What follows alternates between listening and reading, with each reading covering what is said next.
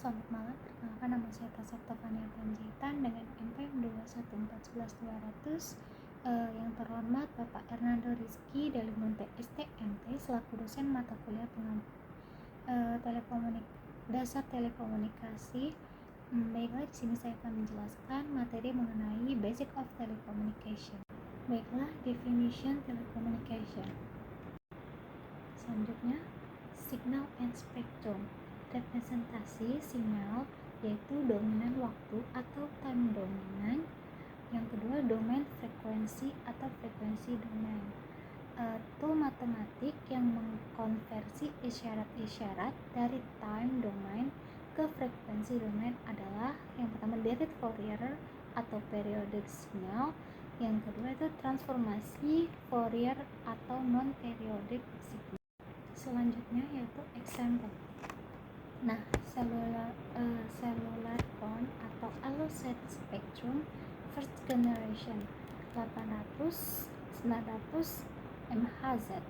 Initial analog voice itu second generation dari 1800 hingga 1900 MHz digital voice messaging. Selanjutnya wireless LAN unlicensed ISM spectrum yaitu industrial, scientific, medical 902, 928 dari 902 hingga 928 MHz, lalu 2400 hingga 2435 GHz, 5725 sampai 5850 GHz. IEEE 802 11 LAN standar 11 hingga 54 megapiksel.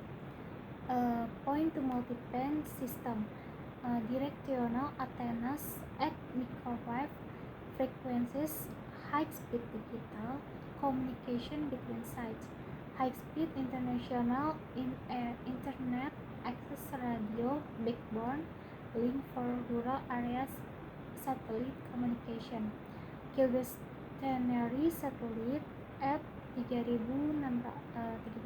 km above equator, relay microwave signal from uplink frequency to downlink frequency, long distance telepon satellite.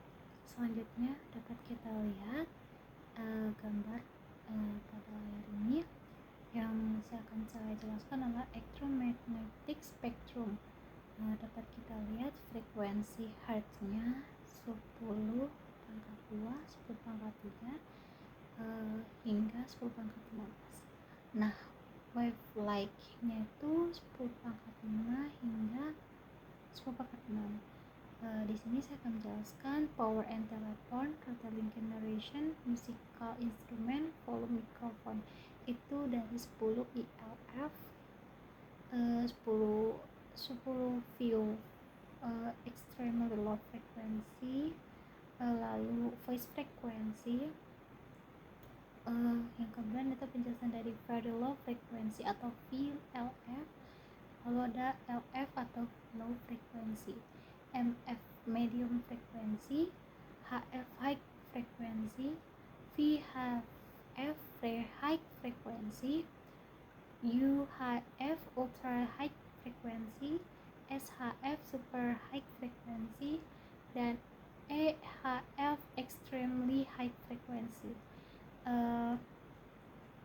Radio radios and television, electronic tubes, integrated closed circuit cellular telephone, kemudian itu twisted pair, coaxial cable, M radio, yang kemudian microwave, radar microwave, antena magazine, lalu ada terminal terrestrial and satellite transmission.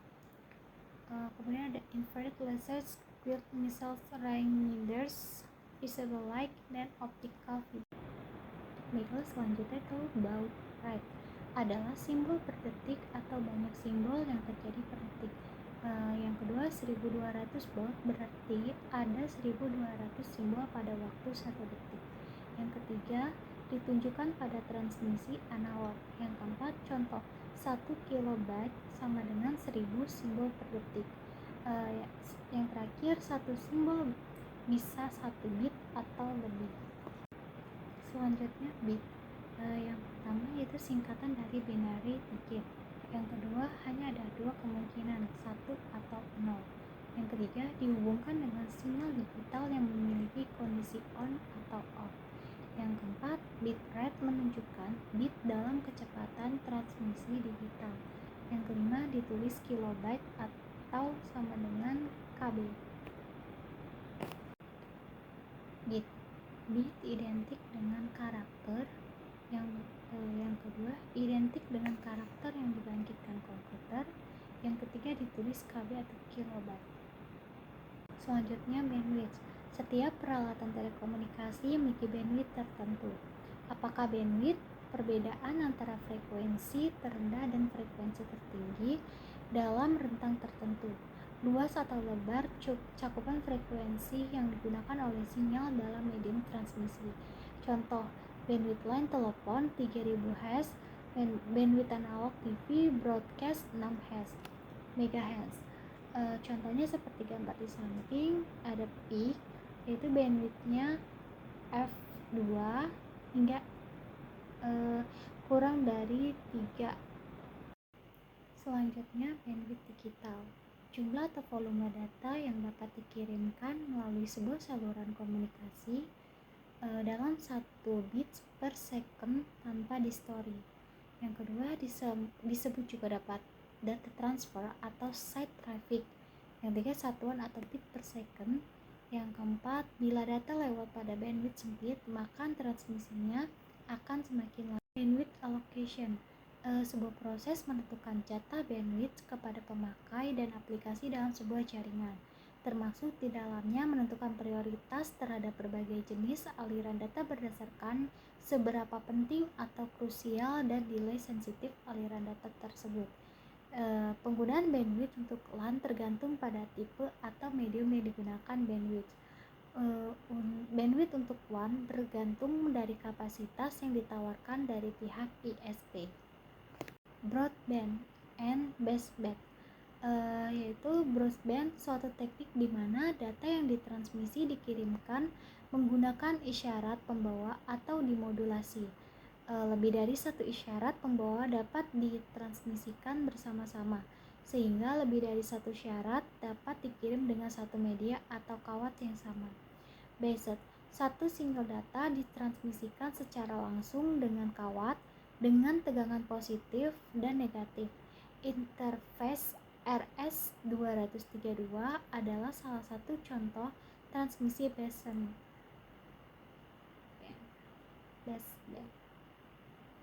Selanjutnya ada type of communication. Simplexnya itu komunikasi satu arah, informasi berjalannya hanya ke satu arah. Misalnya pada saat siaran radio dan televisi. Duplexnya itu komunikasi dua arah, informasi berjalan dari dua arah yang berlawanan. Selanjutnya adalah full duplex atau FDX.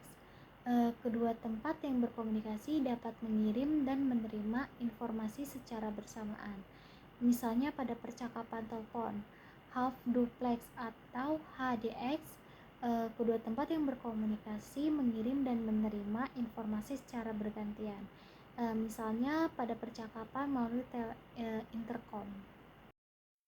Bisa kita lihat tipe of komunikasi yaitu simplex ke 1, half duplex dari 1 berlawanan arah ke 2. Full duplex itu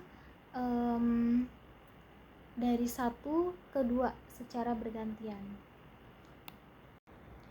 Baiklah, selanjutnya tuh broadband dan baseband.